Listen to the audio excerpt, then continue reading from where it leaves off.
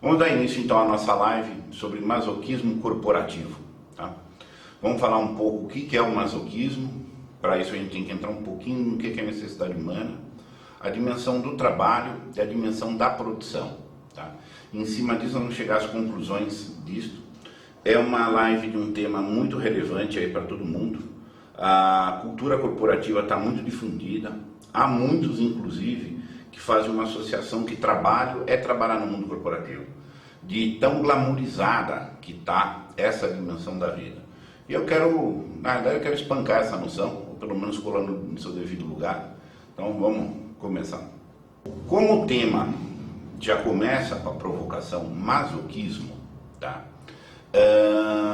E é masoquismo, todo mundo sabe, no seu sentido comum, seu sentido leigo, vulgar, que está associado à noção de sofrimento. Então, a primeira coisa que eu quero estabelecer que é o sofrimento. Tá? O sofrimento é uma condição humana, ela é absoluta. Nós nascemos sofrendo, não tem jeito. É próprio de nós sofrer. Nós temos um drama, um paradoxo, que muitos chamam de drama da separação ou drama do desamparo. Nós temos consciência de que viemos do meio natural, mas nós temos consciência de que estamos separados desse mundo natural. Isso nos dá uma dimensão existencial de angústia. Essa é a nossa paradoxalidade. Sei que vim da natureza, que pertenço a ela, mas estou desintegrado dela. Eu não estou nela. Eu preciso, toda a nossa vida é um esforço de fusão com essa dimensão natural. Ou, se não é uma dimensão do esforço orientado a essa fusão, é dar cabo de fingir que não está sentindo a consequência desse desamparo. Tá? É uma tentativa de dessensibilização. Tá? Isso é muito importante a gente estabelecer. O sofrimento é inevitável. Tá? É uma categoria de paixão. É assim que é. É uma condição externa. É sobre nós isto. Tá? E porque nós temos a consciência, nós temos a ideia, captamos a ideia de que nós precisamos dar uma resposta existencial. Eu tenho que responder a esse vazio. Tá? Tem que ser feito algo. Nós vamos ter uma unidade de trajetória biográfica, em que esta unidade decorre de que resposta nós damos. E a resposta existencial é o amor. O amor é a resposta existencial, é a vereda que mais nos aproxima do mínimo de sofrimento. Tá? Há o sofrimento amoroso, o amoroso também sofre, tá? Mas ele tem um refinamento nesse nível de sofrimento. E é o máximo de vereda, de felicidade que você vai ter nessa vida é amar. Por incrível que isso seja, por paradoxal que isso seja. Tá? Por paradoxal que seja, a felicidade é um problema. Tá? Porque isso tem tudo a ver com a nossa questão aqui do masoquismo. O masoquista, ele não aceita ser feliz. Essa é uma questão muito importante. Ele não aceita a felicidade. Ah, mas então a maioria das pessoas é masoquista? Sem dúvida. Felicidade não quer dizer vida sem sofrimento, tá? De forma nenhuma.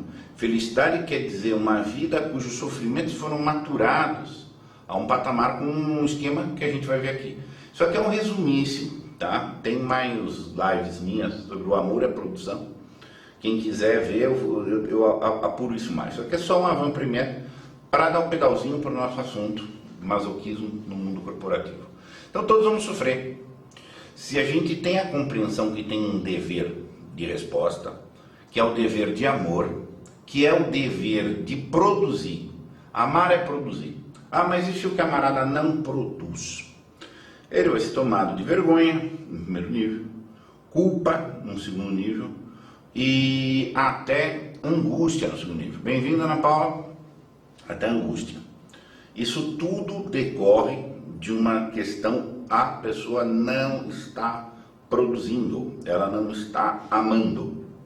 E nesse sentido, ela está estacionada em níveis de sofrer por. Veja bem, o sofrimento na categoria de paixão é por, é com uma externalidade, é por algo externo. Aqui existe uma escala resumida de níveis de sofrimento.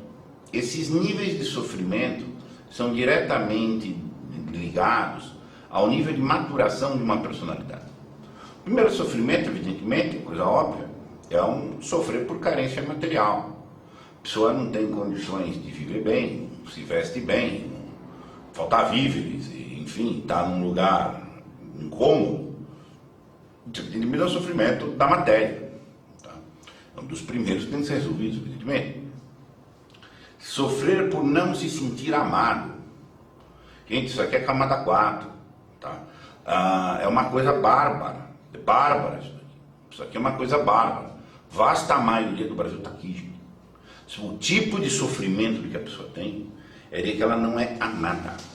Tá? Isso é muito, muito sério. Tá? E sofrer por não se sentir capaz. A pessoa que acha que não é capaz de realizar coisas, que não é capaz de realizar tarefas, não tem condição de realizar, condição mínima de execução de alguma coisa. Camada 5. Não ter status ou função social. Não é majoritário isso no Brasil, mas é muito importante. É muito importante. É terrível, tá? Mas é muito presente também. E sofrer por não ter reconhecimento, tá? É outro tipo de sofrimento. Veja que esses primeiros níveis de sofrimento que eu assinalei aqui, eu estou falando que são sofrer por. E o causador deste sofrimento é externo, tá? O camarada está achando que alguém vai dar para ele. Em algum sentido, é natural que a gente se entenda credor. Existencial. Eu nasci, eu quero mãe que vai me dar peito, eu quero pai que me dá proteção. Dentro de um patamar, isso é natural, é instintivo. Tá? Mas as pessoas muitas vezes não são realizadas plenamente isso aí. Se sentir amado, é razoável que a gente seja amado. Tá? É razoável que quem é capaz, que pessoas nos deem oportunidades. Inclusive, nesse sentido, é razoável que a sociedade me acolha, que exerça uma função ali, é razoável que alguém me reconheça. Tá? Dentro de um patamar, são coisas razoáveis. Tá? São escalas de sofrimento que diretamente ligadas às camadas de desenvolvimento. Tá? Vão ter outros níveis de sofrimento. Sofrer para dar amor. É sofrer para. Aqui é um grande salto, isso aqui é camada 8 para frente. Tá? A pessoa está sofrendo porque ela quer levar amor, porque ela quer produzir. O problema dela não é receber amor. Até os níveis anteriores, que é o sofrimento por, é o problema de ganhar. A partir dali para frente é um problema de dar. Tá? E para contribuir. Esse contribuir dividiria em várias camadas. Eu estou trabalhando aqui para contribuir em um nível generalizado. Tá? Então o que acontece? Há uma guinada no nível de sofrimento. O que eu quero dizer com isso? Qualquer que seja a postura da vida, há sofrimento. A noção de vida sem sofrimento é uma ilusão.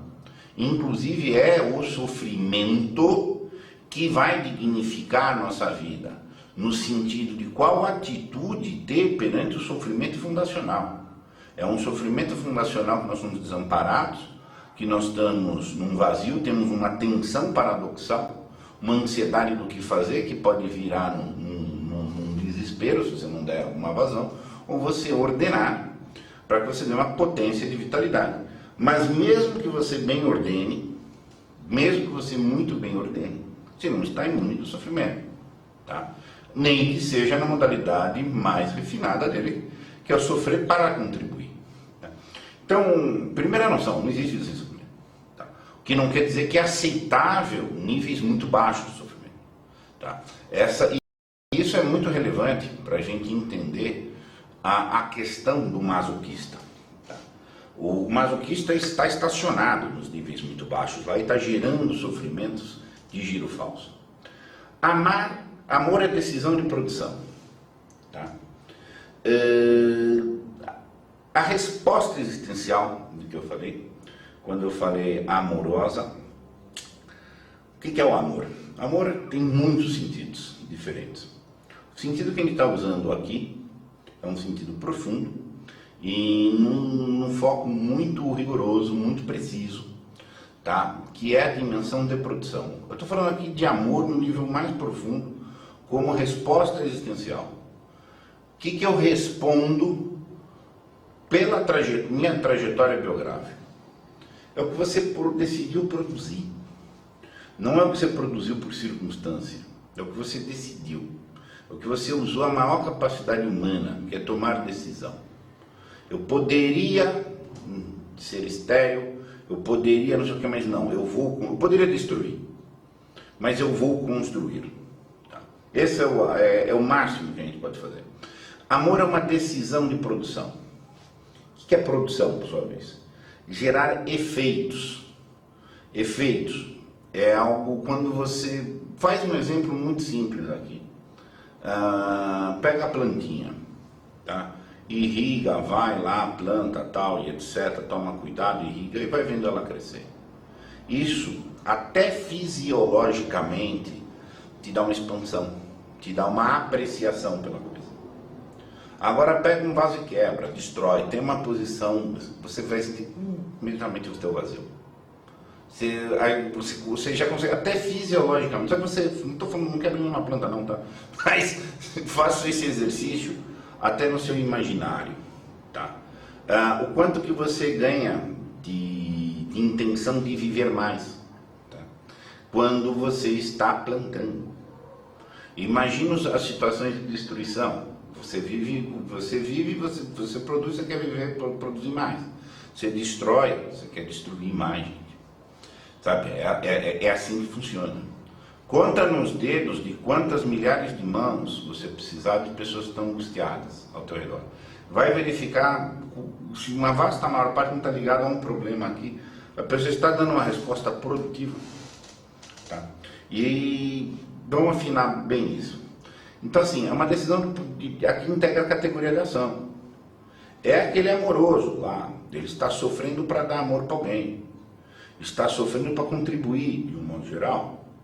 Tá? Ele é uma ação, ele sofre para fazer alguma coisa. Tá? Mas sofre. A pessoa que está amando e que quer produzir sofre muito. Olha aqui o exemplo. Tem uma metáfora do fruto muito utilizada na questão do amor. O produtor assume os riscos. Que sofrimento que é pegar, escolher riscos. Escolhe semente, terra, ara, semeia, irriga, protege, aduba, colhe frutos, dá frutos. Ele colhe frutos da árvore que ele plantou, gente, mas ele dá frutos. Planta mais árvores com as sementes dos frutos e perde o controle do gozo da produção. O agricultor, o amoroso, ele não tem controle dos efeitos. Se ele tiver controle rígido sobre os efeitos, não é propriamente uma dimensão de amor. Uma das questões do amor é a direção, é a projeção da produção. Mas ele não é um foco central, o problema é a noção de controle, de contenção. O amor, propriamente, ele tem que estar vinculado a um princípio de abundância. Tá? Você, quando é pai, você não é pai de um filho. Você se torna ancestral de uma cadeia de vida que é de filho, neto, e você não tem controle. Se tiver controle, tá, de amor, você não está falando. Você está falando de falsos amores aí, etc. Tá? Então, produzir é gerar efeitos, tá? Efeitos de vida, tá? Mais efeitos de vida e para frente de vida, que por sua vez gera mais efeitos sucessivamente. A metáfora dos frutos dá muito bem isso daí. E muda muito o sofrimento. Você consegue perceber a firmeza quando muda o sofrimento. Então, mas uma outra coisa importante, tá? A palavra, a etimologia costuma dar pistas boas. Produção é resultado da multiplicação. Então, produzir é multiplicar-se. Multiplicar o ser. Formar esse ser num processo que ele se multiplica. Tá? Num sentido que os efeitos não têm controle da planta para o infinito. Uma árvore que você plantou, ela sozinha tem controle do infinito. Tá? Não tiver nenhum guardião, nenhum efeito externo, você proteger dos parasitas, dos predadores, etc. Ela tem a tendência de ir para o infinito. Tá? Então até o nome da aritmética, produção, resultado da multiplicação. Trabalho é uma soma. Soma é um corpo, em grego, a própria origem quer dizer corpo. Muitas vezes as pessoas confundem trabalhar com produzir. E é isso que eu quero separar, que é muito importante. Esta é uma das espinhas dorsais. Trabalho e produção são coisas diferentes. Tá? Trabalho é uma coisa material, é eficiente. Eu fiz isto. Tá? Mas essa dimensão puramente causa material eficiente. Ou seja, um vínculo mesmo material. Tá? Visto mesmo bem grosseiramente como um movimento material. A projeção, quando você projeta uma coisa, isso é uma causa formal. Eu estou subindo o tijolinho, eu já projetei a catedral. Aquele tijolo numa dimensão não é tijolo, ele já é um componente da catedral. E a intencionalidade, que é a causa final, que caracteriza a produção. Muita atenção com isso, tá? O elemento da intenção, e por isso que é categoria de ação. Ação é forma e intenção, hein? Tá? Do contrário, o seu trabalho pode se trabalhar exclusivamente no nível reativo, que é no nível passional. Tá? Produção não se produz no nível reativo, produz-se só ativamente. Ainda que seja produção difusa, ainda que você não vai ter controle de frutos, tal, etc. Ou seja, o trabalho é meio. O máximo a que o trabalho chega é meio. Tem que trabalhar, gente, evidentemente, mas é meio. E o fim, no sentido, o fim que mitiga o sofrimento humano próprio e de terceiros, e inclusive o próprio, porque terceiros também vão ser satisfeitos com o resultado da produção. Essa é a maior alegria que a gente pode ter, ou o mínimo de sofrimento, é saber que a nossa contribuição é efetiva para terceiros, uma projeção de efeitos, tá? E enfim, essa confusão é muito comum, em especial no mundo que a gente quer analisar aqui, que é o mundo corporativo, tá? Sempre foi, aliás, 99% das discussões éticas é um problema de adequação entre meios e fins. Faz qualquer exame, o problema de discussão ética. Meio e fim é a discussão central. Quando você tem uma subversão do fim, do meio que vira fim, tá? Ou uma substituição disso, ou uma inadequabilidade entre eles, é sempre vasta maioria das discussões éticas é essa daqui. Tá? Rigorosamente, ser é ser efeitos. A outra forma que você pode falar de produção é criar. Criar é infusão de vida. Tá? Você infunde vida, afeto, cuidado, bens, soluções, ou seja, a potencialidade que se renova criando. Ela é progressiva, princípio da abundância e aspecto formativo, como a gente falou agora um instantinho atrás. Aqui eu quis deixar uma expressão muito importante, tá? Muitas vezes pouco compreendida, versão. O que quer dizer versão? Versão é o verso da alma de alguém. O agir segue o ser. Então nós somos a nossa versão, tá? Então é a expressão desse ser. Tá? Quando isso tem um efeito produtivo, nós somos um ser de caráter produtivo, de caráter amoroso, de caráter nutritivo, então nós vertemos. Tá? Nossas ações são versões, vertemos coisa boa. Quando temos um caráter mau, tá? Vamos falar na perversão. Então o perverso, ele vai lá e castra, diminui, estraga os efeitos produtivos dos outros. Dele não produz e destrói quem produz. Diversão é uma tentativa, diversão muito rigoroso também é perversão, mas é uma tentativa de ser um pouco parasita e não necrófilo, é uma tentativa de dessensibilização ao problema central. Então todo mundo precisa se divertir. Nós não conseguimos, a gravidade da vida é muito elevada para que você fique 24 horas do dia atento ao drama da existência. Alguma diversão é indispensável, você vai ficar louco. Mas eu estou evidentemente falando colocado devidas proporções de ser saudável. Mas muita diversão é sinônimo de dessensibilização. É um escapismo, tá? É uma forma de não responder ao comando de produção, que é o comando de amar, tá? E tentar escapar dos sentimentos que vêm. É uma tentativa que tem se revelado aí sempre vã, tá? Aí o camarada aí está angustiado, mas de onde vem angústia? Está deprimido. Não estou entrando em angústias e depressões de índoles fisiológicos, estou limitado ao assunto aqui do que a gente está falando, um assunto de alma, efetivamente, tá? E, enfim, então essas expressões são muito importantes para que a gente entenda. A única coisa que a gente tem que fazer nessa vida, gente, é amar, só isso. E se você não ama, o que você faz? Você fica justificando que não ama. É, isso mesmo. Se você não ama, o que você faz? Praticamente você é masoquista, tá? Porque você vai negar uma dimensão que é sua e ficar trabalhando por dimensões externas, que é o que a gente vai ver em seguida. Aí tem uma questão muito importante com o trabalho. Todo mundo tem que trabalhar, gente. Não tem a menor dúvida. Agora você tem que trabalhar e ordenar esse trabalho, tá?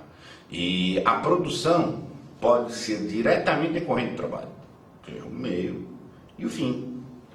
O marceneiro, por exemplo, ele planeja, faz, vê a mesa, que é efeito dele, ele é o criador daquilo ali, tá? Que é indivíduo e não igualitário.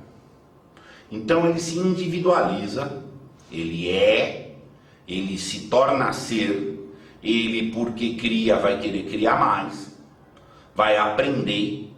Quando você cria, você pode ter com muito mais facilidade o processo de assimilação, de maneira que a sua nova criação é normalmente um patamar que se fala homeostático maior, tá?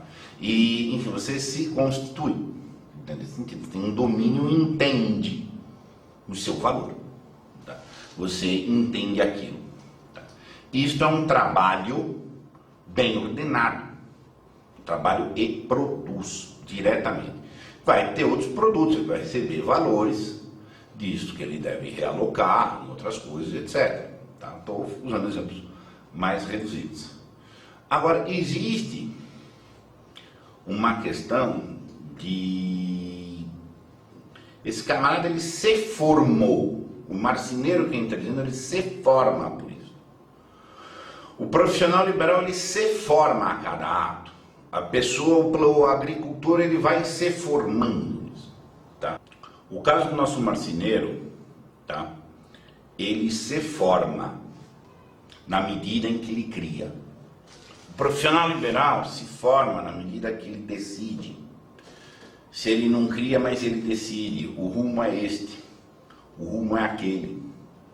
Sempre que você decide, você é mais certo. Isso une. A faculdade deliberativa é uma decorrência de uma constituição inclusive orgânica. É o máximo de resultado de um organismo, de uma pulsão de vida. Se você não delibera, você tem um âmbito vital inferior. Não é apenas uma dimensão material, você vai ter uma dimensão ontológica menor. Então, no nosso caso, o nosso marceneiro, ele se forma na medida que ele vai produzir. E aí existe, obviamente que muitas vezes existe coprodução. Os marceneiros vão trabalhar juntos. Podem dividir trabalhos. A dimensão gregária é indispensável. Nós temos uma dimensão gregária também com um instinto biológico. Tá?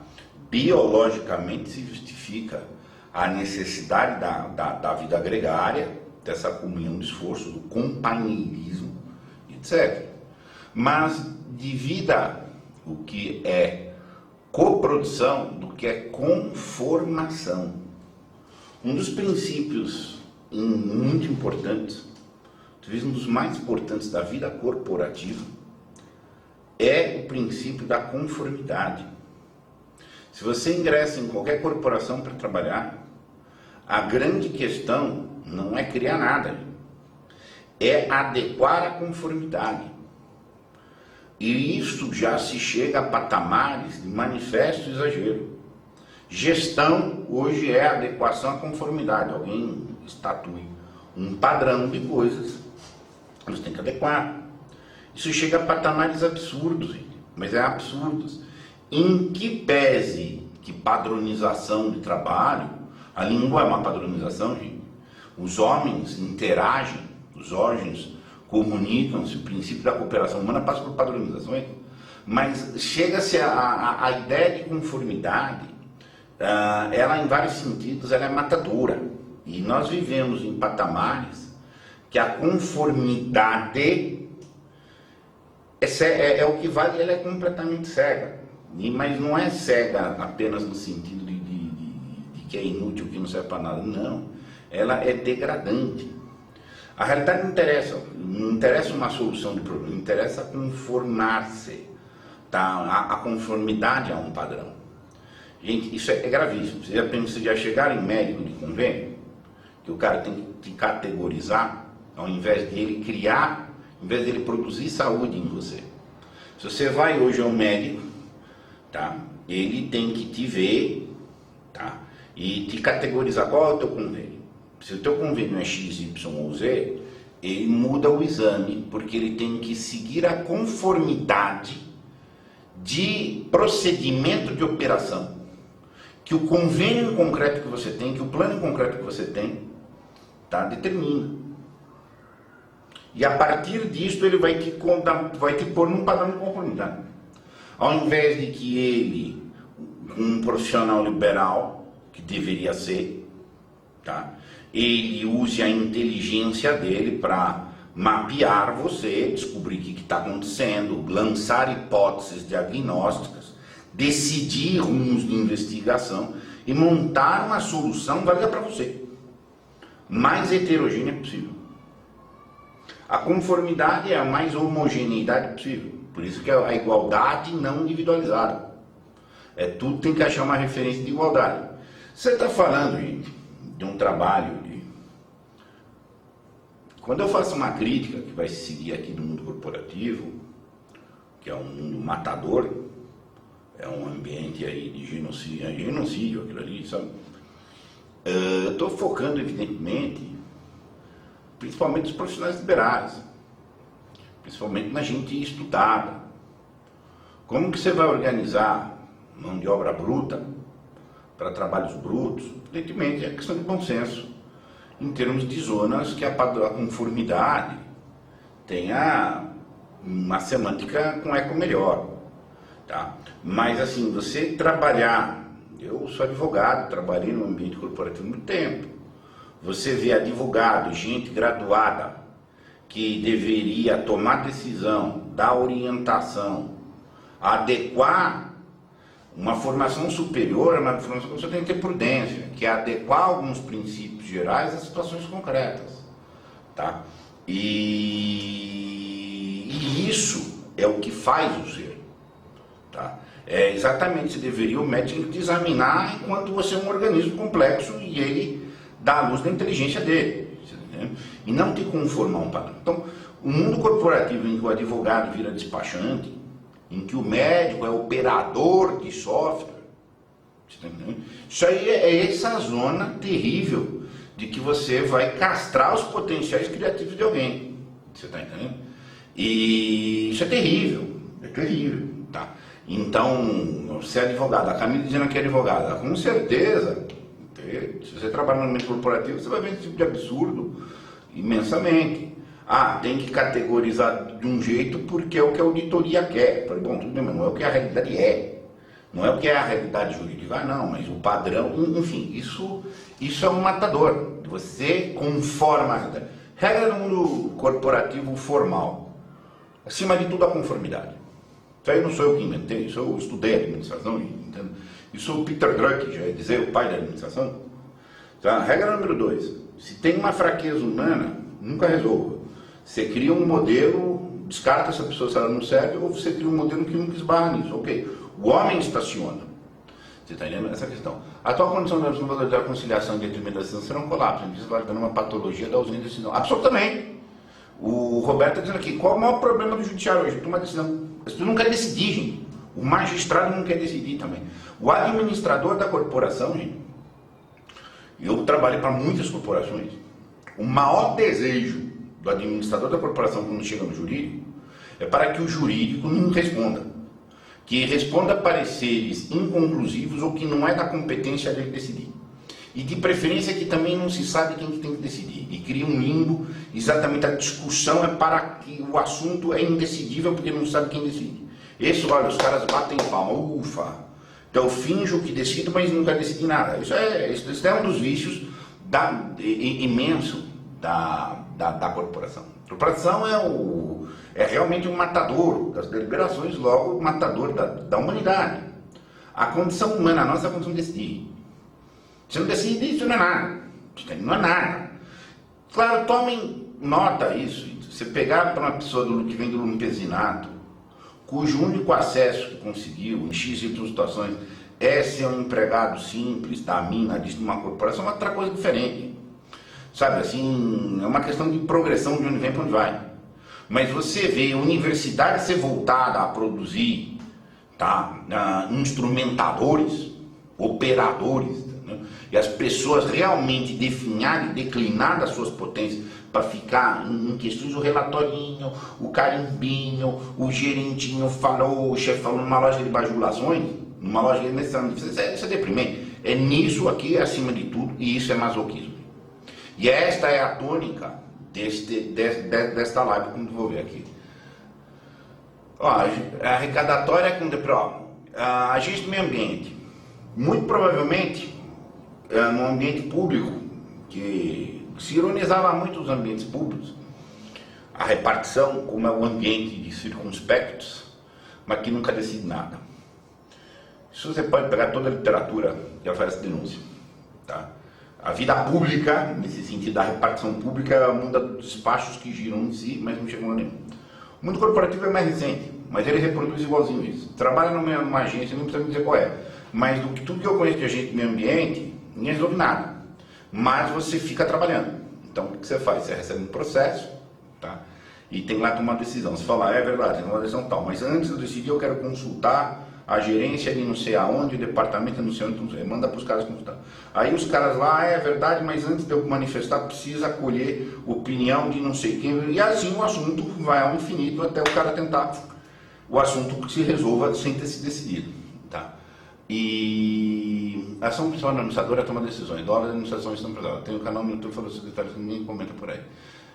Eu prezo por ensinar meus alunos a não cometer os meus vícios nas empresas mesmo. A razão de ser do administrador é tomar decisão mesmo. É estabelecer quais são os interesses que ele não vai contemplar, qual que ele vai mitigar, etc. E assim que deve ser. Se você administra, mas num corporativo administrado toma decisão, pelo amor de Deus, vai embora. Advogado tem que tomar decisão, gente. Médico toma decisão de diagnóstico. A menor opinião de valor de médico em assuntos, em temas de saúde, a opinião menos válida de médico. O médico decide tudo. Tem que dizer o exame é esse, o diagnóstico é por aqui, isso e etc. E mandar, gente.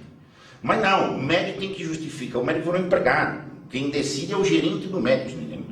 E essa situação, a vida ficou viciada, tá entendendo? E, enfim, é outra coisa agora dentro do mundo do vício. Dentro do mundo do vício, o que se fala? Regra, não cria nada, hein? Faz o que os caras quiser ouvir, fala o que quiser ouvir, ponto. Essa é a vida. Mas olha só, então a conformação não é coprodução. Aí eu peguei essa expressão aqui que eu quero colocar para vocês. Quando a gente fala, a corporação está se vendendo, a vida corporativa se vende de uma maneira de ambientes agradáveis, elegantes. Eu peguei a frase, a imagem clássica aí do Carlitos, do Chaplin. O ambiente fabril é explicitamente agressivo. Aquela fábrica, bateção, tal, etc. E das corporações é explicitamente ameno. Vai numa planta corporativa, tá entendendo? É ameno, mas é sutilmente agressivo. A agressividade é muito grande. A situação moral é a mesma. Corporação não é para trabalhar, não é para produzir. Esse é o grande pulo, essa é a grande questão que tem que entender. O filme do Tempos Modernos, lá do Chaplin, a denúncia, obviamente, envolvia aquela condição cretina, degradante ambiental, Mas acima de tudo, o problema era a tensão da pessoa que ia ficando conforme. Ele até ficava fazendo, vocês devem ter visto o filme, ele ficava com com aquelas ferramentas, isso e etc. Tá? O homem vai se conformando. Isso é um processo neurotizante. É neurotizante. Aqui eu estou vendo que as pessoas esbarram aqui e são questões que as pessoas esbarram. Tá entendendo? Tem uma contribuição aqui, todo mundo já conheceu pessoas neurotizadas das corporações. Tem uma discussão aqui, Caio e Renan, tem um ponto que eu quero sublinhar. O normal e o comum são coisas diferentes. A definição precisa de normal é aquilo que cumpre a norma. Norma primeira da vida é o amor.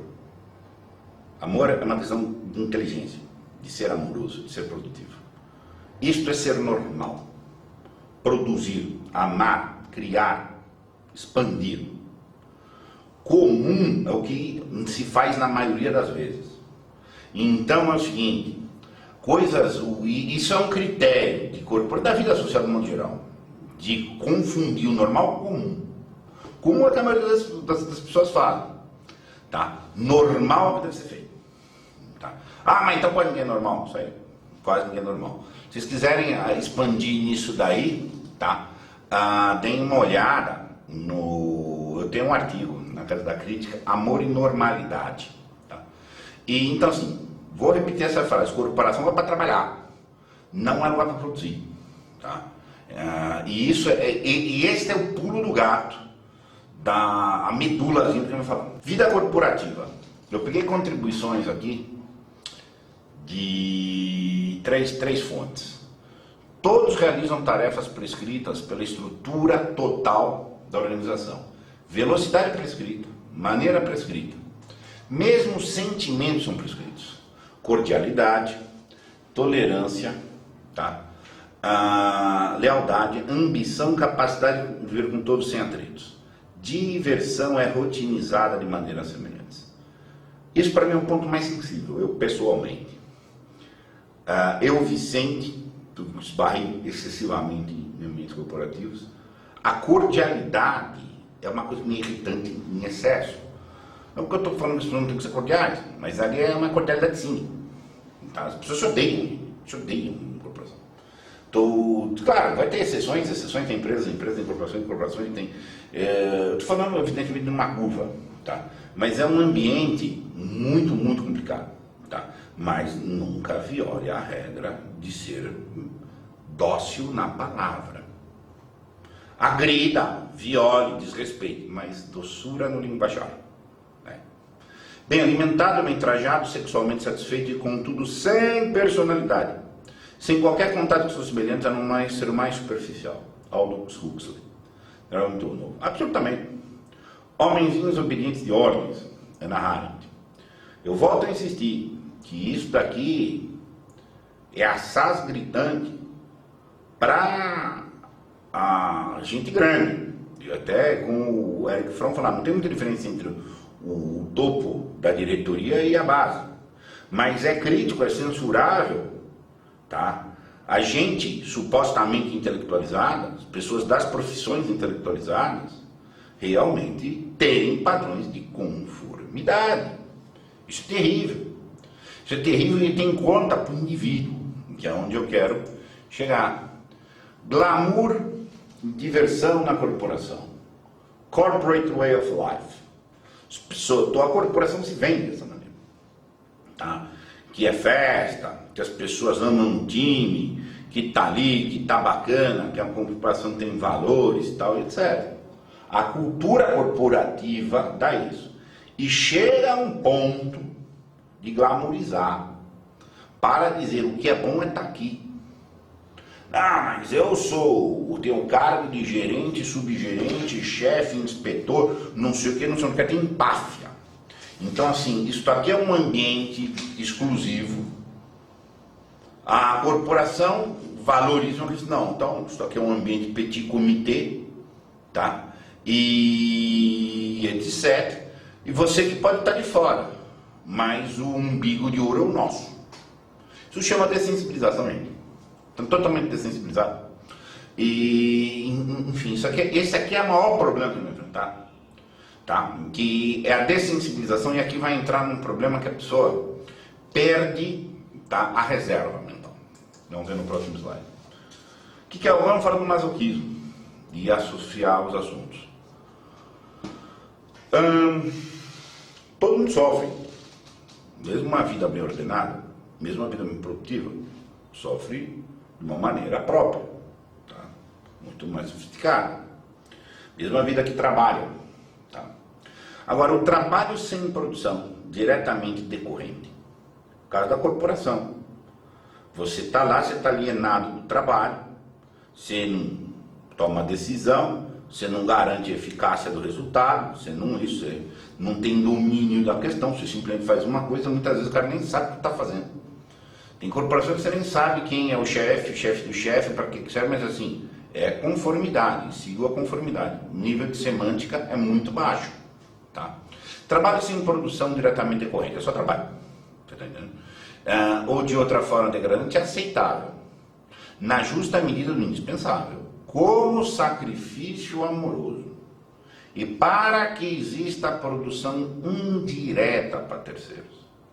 Exemplo, o camarada que suporta um emprego até degradante, porque a prole dele, ou outros afetos precisam demais do salário que ele ganha. O amoroso, para amar, muitas vezes tem que fazer sacrifícios, que podem passar inclusive pela sua humilhação. Você nunca deve se humilhar, o amoroso nunca deve se humilhar perante o amado, jamais. Mas humilhar-se perante, se o amoroso se humilha perante o amado, ele faz o amado virar sádico. Se o amoroso tiver uma contingência de se humilhar, inclusive de se castrar, para terceiros, e que verdadeiramente o terceiro não é sádico e o terceiro está crescendo, é o pai que deixou A, B, C, D, Z, X coisa em função da prole, e a prole aproveita, e a prole é a produção disto. Isto é um sacrifício amoroso, tá? Há uma produção, efetivamente, ainda que pela mão do terceiro e da prole. Isto é uma questão admissível e possível e existente. Todos nós vamos conhecer situações assim. Mas mesmo quando você se depara numa situação de sacrifício amoroso, isto é necessário que exista a reserva mental. Mesmo quando você ama, mesmo quando você... A mentira, via de regra, ninguém tem a permissão de mentir. Não é algo que você pode mentir ou não pode mentir. Ou você é totalmente proibido de mentir, ou você é absolutamente obrigado a mentir. Isto é para um preceito do amor. Eu vou dar um caso em que você é obrigado a mentir. Eu vou ligar para alguém para informar que o filho dele morreu. Mas eu sei que este alguém está dirigindo naquele momento. Eu não tenho a possibilidade de mentir, de dizer, olha, vem para cá que teu filho está passando mal. Eu não tenho a possibilidade de dizer, vem para cá que o filho morreu, porque eu vou causar um pânico aí, e outra morte, eventualmente, inclusive de outros terceiros. Também não tenho a possibilidade de dizer, vem para cá que teu filho está passando mal. Eu tenho a obrigação de dizer, venha para cá que teu filho está passando mal, mas você dá uma olhada nele aqui. Tá? É um caso que a mentira é uma obrigação de amor. Você está entendendo? Enfim, mas mesmo numa hipótese em que você mente por amor, para que esta mentira não tenha um efeito degenerativo, não só de preservar aquela pessoa do regime, mas que a sua alma não tenha uma dissonância cognitiva, mesmo numa hipótese de tanto rigor, você teria que fazer a reserva mental. Você chama um camarada e fala, olha, deixa eu te contar, teu filho está passando mal e é importante você vir para cá, tá? Ok, você desligou o telefone, e eu falei isto porque eu falei essa mentira porque é para preservar um dano, aquilo e etc. Mas assim que ele estacionar o carro não sei aonde, eu vou falar a verdade. Ponto. Isso é uma informação que você falou em voz pequena para você. O teu diálogo para o público foi mas em voz pequena você fez a reserva mental. Se você tiver numa dimensão que você tem que se humilhar por alguém, por uma situação em que seja inclusive um sacrifício nobre, você se humilha, inclusive. Mas você se preserva a reserva mental. Está acontecendo isso, mas isso não é correto. Eu tenho que me submeter a isso. Porque senão acontece o que vocês estavam mencionando aí dentro dos comentários. Você banaliza o teu cérebro, teu corpo, vários processos. Platão tinha mapeado esse processo lá de trás, quando já dizia que qualquer mentira cria um subcaráter. Esse problema, quando foi enfrentado pelos medievais, surgiu a questão da reserva mental como uma solução de situações assim. Hoje a neurociência já trabalha, já mapeou que uma coisa é um processo mental separado do fluxo neurológico e etc. Que isso vai te tirar um impacto. Então, mesmo que você se submeta a uma coisa, a reserva mental tem que ser ativa, tem que ser presente, tá? Ou você vai cair na dissonância cognitiva, e isso é que vai gerar masoquismo. O masoquismo começa nisso daí. Ele começa com uma dessensibilização.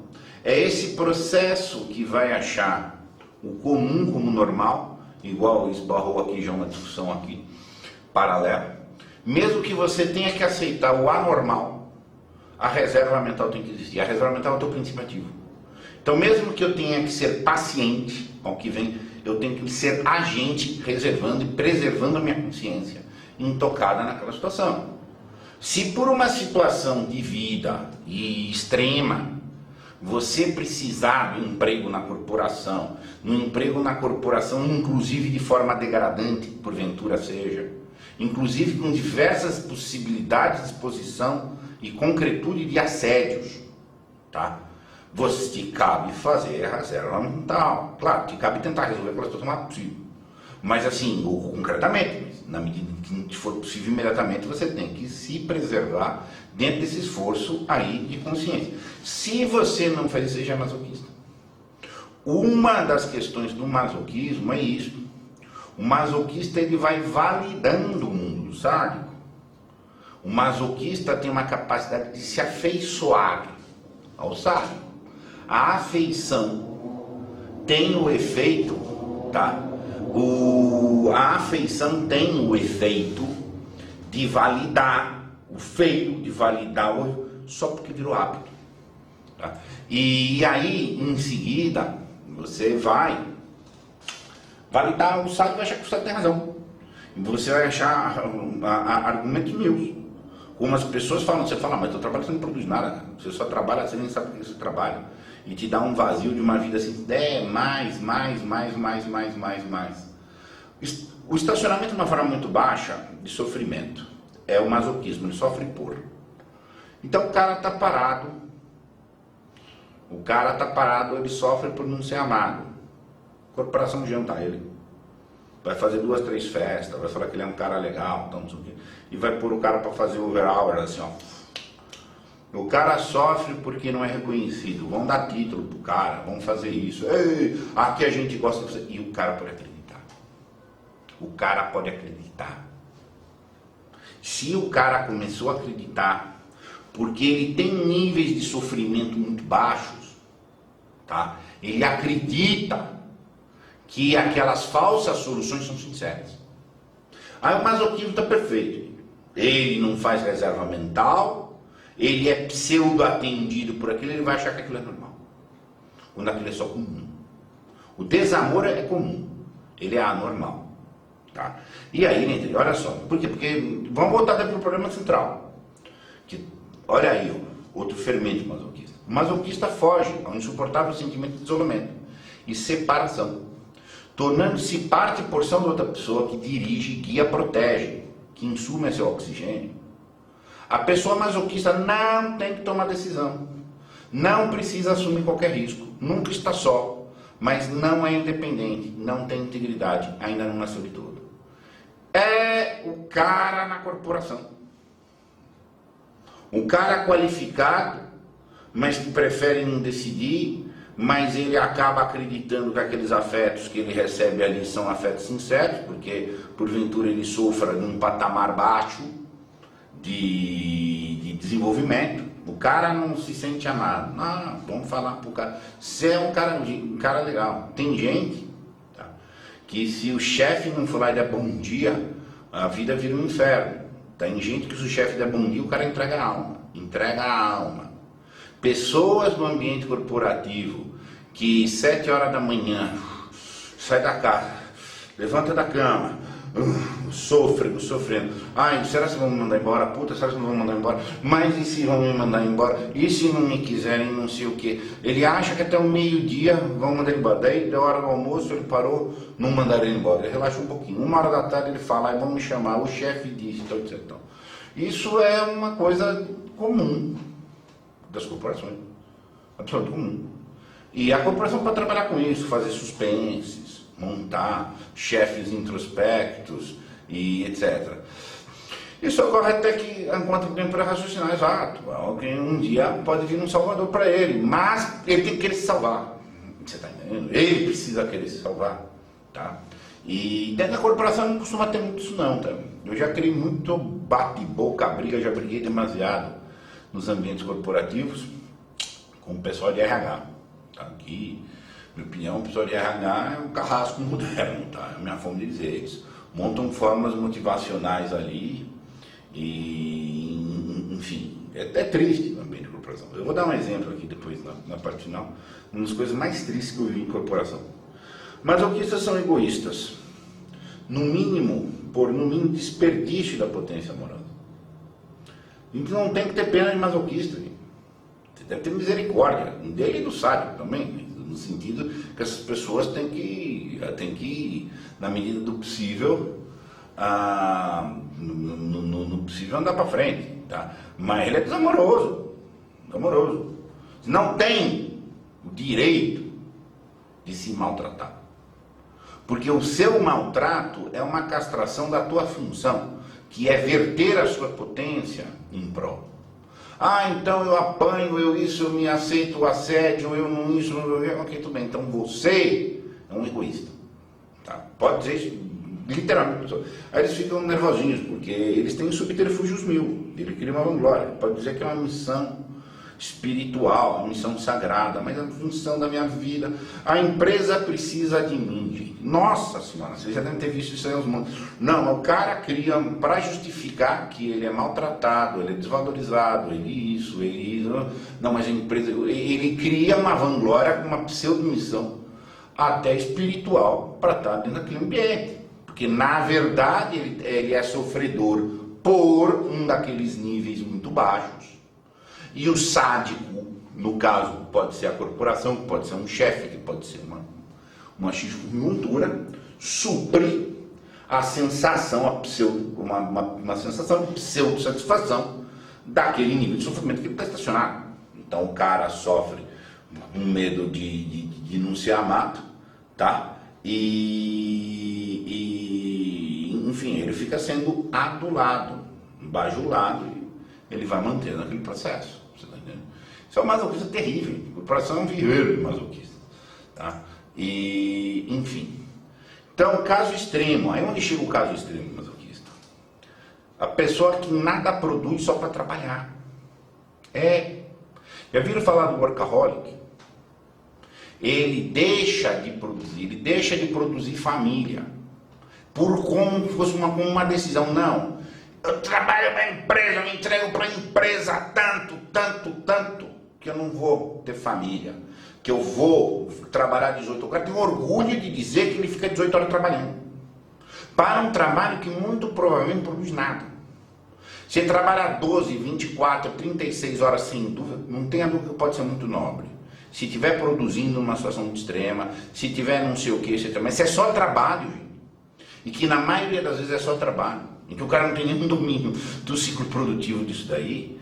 Os caras é masoquista. Então, caso extremo. Não é só que ele está comprometendo a produção da vida, de afeto, de família, de gente, de cuidado, de zelo, de fruto. Ele não se compromete, ele deixa de produzir e passou a trabalhar. E essa é uma doença contida no masoquismo. E aí que ele é o sofrer pelo sofrer. Que então assim, ele existe para manter o sádico, tá? E aí ele precisa que o sádico ele seja necessário para o sádico. E por isso que é uma relação simbiótica. entre o masoquista e o sadista. Então essa cultura de carreira levada a um extremo, o workaholic, pensa que está aqui dentro. Parte do feminismo entra nessa vereda. Eu digo parte porque não é todo feminismo. Existe o feminismo radical. Ah, o que vale é o trabalho, porque o que vale é o trabalho. O trabalho não vale, vale a produção. E isso tem sido exagerado. O trabalho vale como meio de produção. E quando o trabalho é meio de produção, ele integra a produção. Tá? Então a questão, uma expressiva parte do feminismo está bebendo essa carona. Tanto que para o ambiente corporativo, o perfil feminino é muito desejado. Absolutamente muito desejado. Tá? Os masoquistas costumam ser vangloriosos. Eles querem ser necessários ao invés de úteis. O amoroso nunca é necessário. Quem se faz necessário é narcisista, masoquista e qualquer outro tipo de predador. Assim. O amoroso é útil.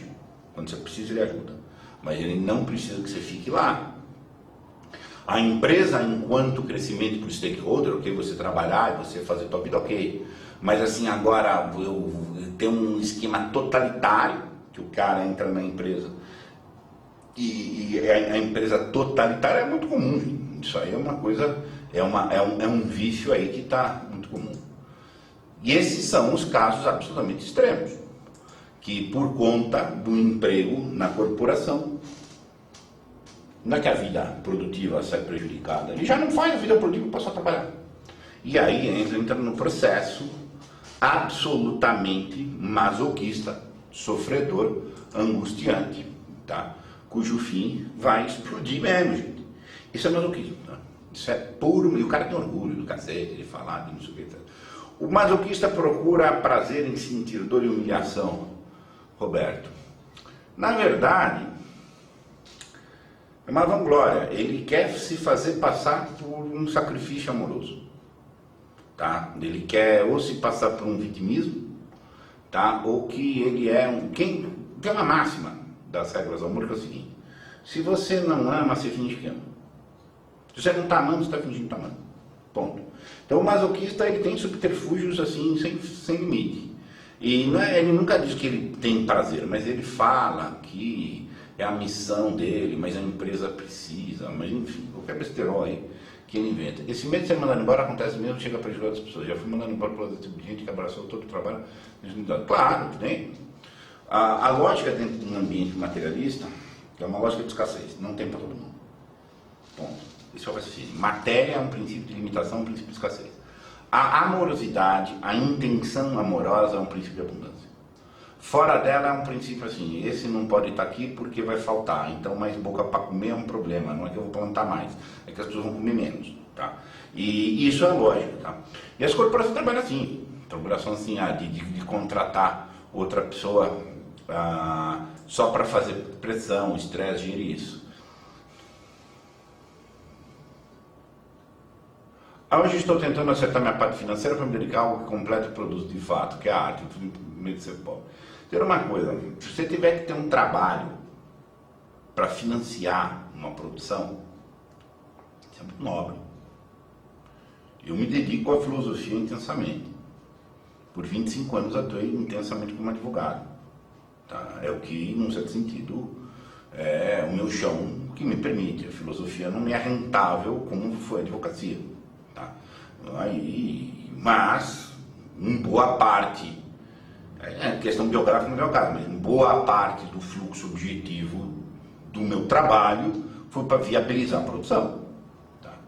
Agora, o ambiente corporativo não te fomenta isso. E esse é o grande drama do masoquismo. É a pessoa acreditar que a dimensão da empresa é uma dimensão totalitária, inclusive de felicidade. Ele acreditar que ele é feliz por ele estar ali, porque é uma família dele, porque é a totalidade do mundo, que então ele tem que parar para cair. Até o momento que ele caiu. E está no zero, porque ele não produziu nada nunca. Aí a questão lá que o Fromm fala, os divertimentos dele são coletivizados, são padronizados. O estilo é padronizado. Os ambientes sociais que ele frequenta são padronizados. Esse cara foi alienado por completo. De maneira que ele não tem mais nem gana de vitalidade, gotas de vitalidade para produzir alguma coisa. Tá? Ele vendeu a vitalidade dele, vendeu a alma dele. Tá? Isso é uma questão muito séria. E está aí, ó, todo dia isso daí. de coisa. Cair na rotina falta de engajamento, mas da vida evidente. Você não produziu, a tua vida está sem sentido. Você pode ficar anestesiando esse processo pela diversão. Bichos, tal, etc. Mas a vida ficou sem sentido. No dia a conta chega. Tá? Isso aí não tem jeito. Eu ensino pequenos erros, são ignorantes, não vê-los. Então, vício é bola de neve. Quando você começa um processo de progressão de vida, você tem que ser extremamente exigente com tudo. Tudo. Questão da mentira, não permita nada. Você tem que exigir ir matando na raiz tudo que você pode matar. Do contrário, você não faz a reserva mental. E não fez a reserva mental, você vai acreditar que o comum é normal. Tá? Isso é terrível, as pessoas acreditam nas colesterol e etc. Tá? Se ficou alguma pergunta sem responder, alguém quiser formular alguma questão, Camille, como não odiar esse tipo de gente que nos fode diariamente quando somos fora da norma? Olha, te prepara, tá? Te prepara, porque esse pessoal é rancoroso, tá? Mas poucas coisas são mais ingratas do que você libertar escravos. O que ele não quer, o viciado, tá? Isso vale para os vícios em geral, não esse do trabalho, mas o viciado em geral não quer ser liberto do vício dele. Aí tem um outro que sim. Mas de um modo geral, o viciado quer que você valide do vício dele. Que problematize. Poxa! Você tinha um monte de potencialidades, mas você não pôde desenvolver. Que problema. Então eu me compadeço do teu problema. Aí você virou um amiguinho político dele. Não é teu amigo. Você ganhou ali um armistício disso. Mas se você chegar e falar, não, tem solução do teu problema assim, tá? O problema, que é isso? O cara vai passar a te odiar. O cara vai passar a te odiar. Então é complicado. Você trabalhar em empresa é uma coisa meio assim, tá? Você tem que ver as limitações das pessoas, quanto de verdade que elas assimilam e produzirem. Né? Mas é muito complicado, essas pessoas são prejudiciais, são tóxicas. O masoquista é uma pessoa tóxica, extremamente tóxico. É o cara que não tem um comprometimento com a objetividade. Ele tem um comprometimento com a dor dele, com o problema dele lá que ele tenha, qualquer que seja. Tá? Nossa, achei um colega de profissão de paixão. Artista e filósofo fim de semana. Isso é importante, tem que produzir, tem que ser. Depois me dá um contato, vamos ver o que você produz, vamos ver. Sou neuroatípico e perseguida diariamente, não entrar nessa espiral de mágoa. Não pode. O amoroso, tá? Aí tem um trabalho que a gente já fez de níveis de progressão. Quando você começa a tomar conhecimento, compreensão dos problemas dos caráteres humanos e etc., você tem um problema que é o seguinte, então que a luz aqui está muito forte, som da deposição. Tem um problema muito sério, que é a fase do amor traumático. Quando você tem uma tomada de consciência do estado vampiresco que estão as pessoas, etc., você tem um impulso natural de querer ir lá libertá-los, ajudar, etc. E você vai tomar muita pancada deles, inclusive. E essa é a fase que se chama do amor traumático. Tá? E o amor sofre muito nessa fase. Então. E tem que superar essa fase, inclusive muitas vezes na ascensão da consciência, as pessoas chegam nessa fase do amor traumático, é muita pancada, né? Não aguenta e cai de patamar, aí tem que subir de novo, tem que passar de novo pelo mesmo corredor polonês. Tá? E até que entre na fase do amor libertário propriamente dito. E aí você vai ter que ver o ser humano que é, guardar a distância saudável e viver a vida. Tá entendendo? Alguns você vai conseguir salvar, a porta é estreita, tá? Mas alguns você consegue realmente fazer processos salvíficos. Agora, para muitos, não tem que fazer não, tá? Mas carregar a ira, carregar ódio, então é meio complicado, tá?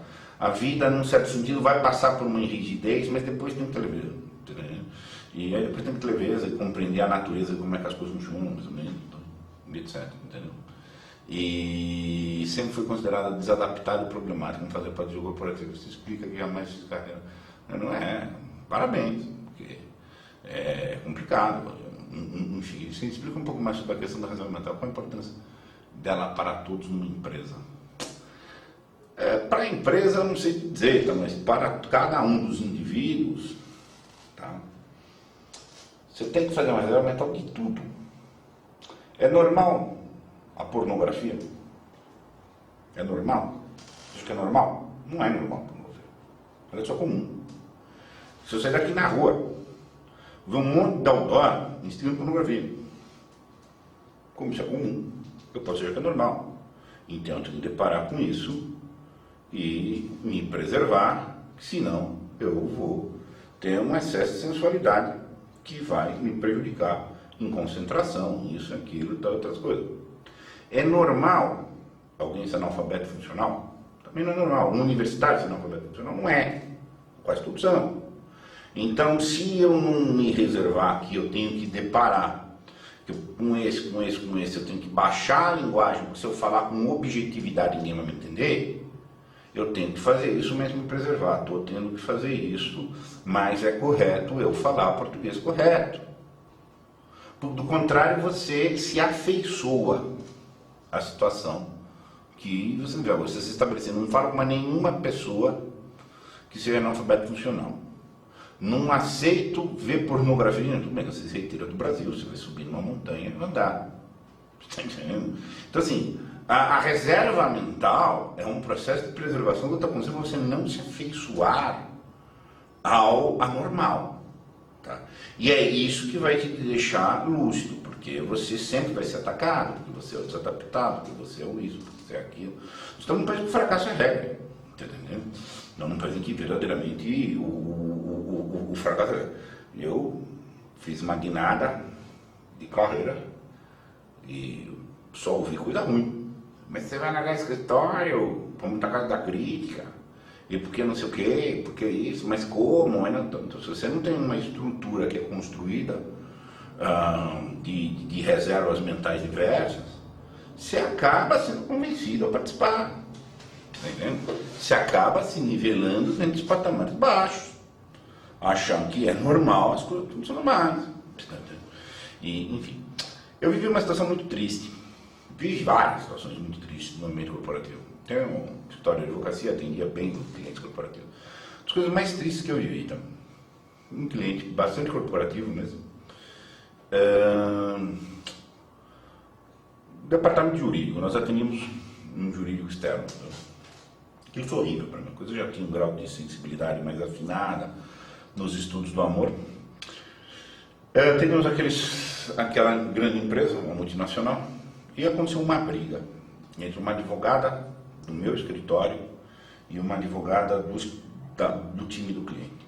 Me liga o diretor. É o seguinte, tá, aconteceu tal coisa e a fulana fez isso. E realmente a minha advogada deu uma mancada lá que não devia dar. Realmente aconteceu um problema, enfim. E aí rolou uma revolta entre os advogados do time interno do cliente. Eu fui lá para resolver isso. Como é que se resolve um problema? Você chama as pessoas, conversa, o assunto aconteceu, é esse, que não quis, peçam essas desculpas, que tem que pedir e se resolve, supera o assunto. Dentro de uma condição normal. Não na condição comum. Sabe qual foi a solução comum que o gerente jurídico do cliente achou e foi extremamente eficaz? Ainda que para mim foi degradante. Não, foi diferente. Não fala nada. Vamos marcar um chopp para todo mundo. E foi uma chopada.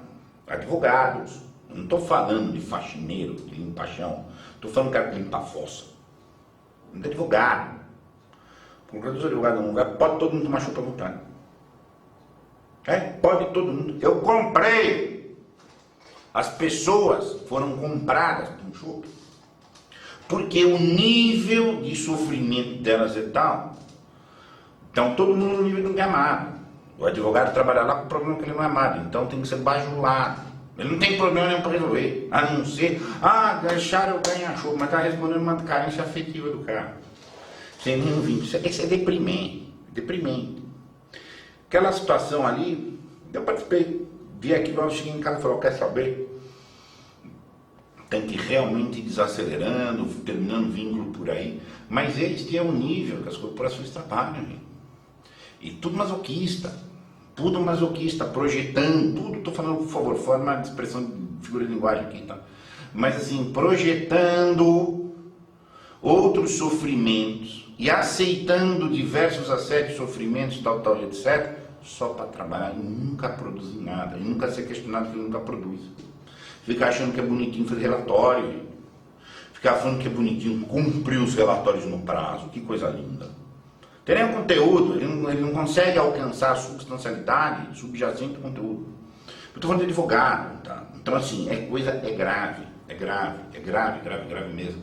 Então, são os caras que, se precisar sair da corporação, não consegue advogado, não consegue tomar decisão, não aguenta o estresse de outros níveis de estresse. Então, assim, outra questão do cara da corporação é muito estressante. Então, ele tem um tipo de estresse. Ele tem um chefe, ele tem um subchefe, ele tem um diretor, ele conhece aquilo ali. O cara, quando está fora da corporação, ele não tem chefe, tem cliente, que é 10 vezes mais difícil de gerir do que gerir chefe. Ele é cobrado por resultado, não por relatório. Então, é muito diferente esse tipo aí de questão. Tá? Então, assim, e o masoquismo é uma coisa muito complicada. Você tem que tomar muito cuidado, porque tudo convida a gente para ser meio masoquista. Nós devemos ser felizes. Ser feliz tem que produzir, tem que criar afeto, família, artigo, reflexão, criar e compartilhar, criar e dividir, fora do princípio aí da escassez. Mais alguma coisa, gente? Vamos ver se tem mais comentários aí. Ó, esta live aqui vai dar um quiprocó, tá? Um monte de gente vai reclamar porque tá falando, porque quebra o paradigma deles. O paradigma deles é pertencer, é conformar ao ambiente corporativo e à diversão corporativa como uma referência, entendeu? Verdade, isso te condiciona. Quando eu produzia algo criativo, me sentia culpado por não ser algo concreto. Enfim, não produziu, tá? A conta chega. Você pode demorar para perceber. Essa é uma questão muito sutil, tá? Você pode demorar muito para perceber que está doente. Mas se você está doente, você está doente. Mesmo que você não perceba. Tá? Isso é muito sério. Tá? Você pode passar por bibliografia usada para isso. Olha, até vou te dar alguns toques agora. Estar gastando tempo com criatividade. O melhor investimento para fazer é criar. Tá? A bibliografia central que eu usei aqui, que eu uso nos temas do amor, é o Erich Fromm. Tá? O clássico do Erich Fromm é o Arte de Amar. Tanto que essas referências aqui que eu busquei dele são tiradas de lá do Arte do Amar. No Arte do Amar você vai ter um trabalho bem feito sobre o processo dessas etapas de evolução dos crescimentos e o problema é muito bem explicado, o problema do masoquismo. Tá? Uma outra fonte, eu ainda não citei ela nominalmente aqui, mas me inspira muito aqui também, é a Teoria das 12 Camadas, do Olavo, tá? Do Olavo de Carvalho. É um texto que eu uso com muita referência, tá? Também você vai encontrar boa parte aqui, tá? Hannah Arendt, que está citada aí, tem o trabalho A Origem do Totalitarismo, tá? Que também é muito bom, tá? E essa é uma bibliografia que vai te dar uma ajuda aí bastante agitada. Não quero mais aumentar o momento depressivo, na minha cidade não temos câncer.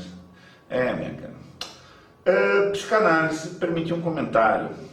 Nada contra a psicanálise, de forma nenhuma. Só que ela tem o seu espaço. Eu entrei na filosofia antes de ser filósofo, estudava para ser psicanalista e virei filósofo, tá? Dá uma lida no Viktor Frankl também. Não precisa fugir do Dr. Freud, mas leia o Viktor Frankl, tá? Isso é uma questão.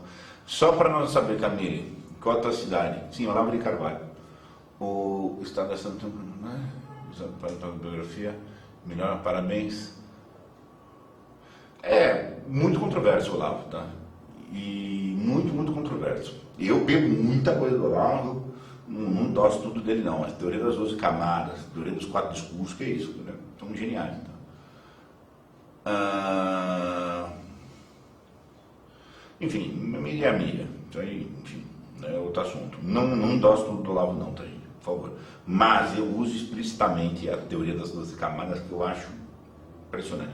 Tem uma discussão pública aí, se é dele, a autoria, se não é dele, enfim.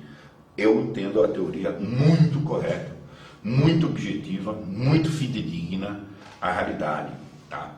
E no curso de Trivium que eu dou, eu uso muito também a teoria dele dos 4 discursos. Para mim também é uma espetacular teoria.